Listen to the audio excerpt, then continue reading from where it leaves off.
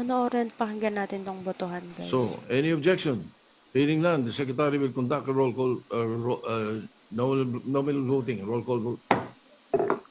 Roll call vote. Senator Aquino. Senator Cayetano Alan. Senator Cayetano Pia. Senator De La Rosa. Senator Ejercito. Senator Escudero. Senator Estrada. Senator Gatchalian. Senator Go. Senator Ontiveros. You're recognized. Senator Ontiveros recognized. Salamat po, Mr. President. Ipagpaumanhin niyo po, Mr. President at mga kasama, hindi ko po in good conscience masuportahan ang resolusyong ito. Bumoboto po ako ng no. Salamat po, Mr. President. Yes, proceed. Senator Lacson. Thank you, Mr. President. If only for purely humanitarian consideration and for a fellow Filipino who is incarcerated in a foreign land, hindi na po bale na siya ay tunuring kong kaibigan nung siya ay mayor pa ng Davao City.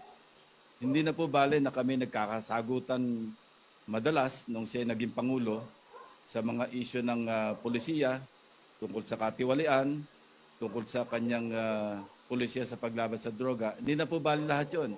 Sa akin lang po, for a fellow Filipino na nando sa napakalayong lugar at nakakulong, I vote yes or in favor of resolution number 144.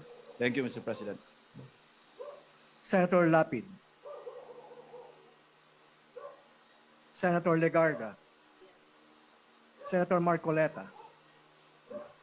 Senator Marcos. Senator Padilla. Senator Pangilinan.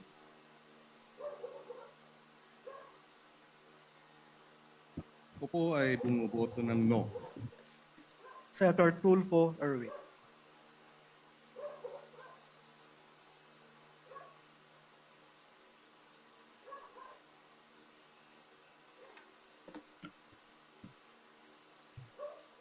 Mr. President, distinguished colleagues, and my countrymen,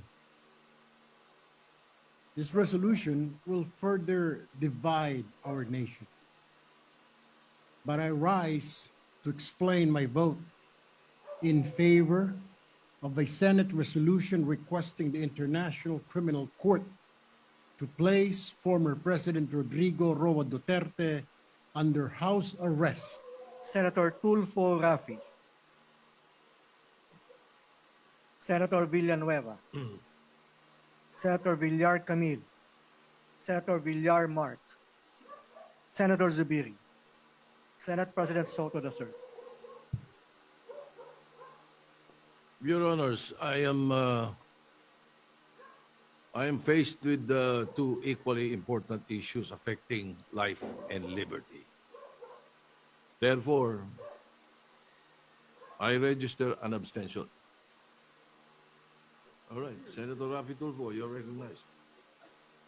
Mr. President, my dear colleagues, if we will use the reason as a humanitarian, that's why we have to put the former President Rodrigo Duterte under house arrest, I will vote yes. But it should be proven na meron po siyang sakit. Kasi yun po yung lumalabas sa balita na may sakit po siya, matanda na siya, hindi siya kumakain, hindi siya nakakatulog. Then if it's true, I'll cast my vote as yes. Pero without proof na yun nga talaga ang totoong pangyari, then I will abstain. Thank you, Mr. President.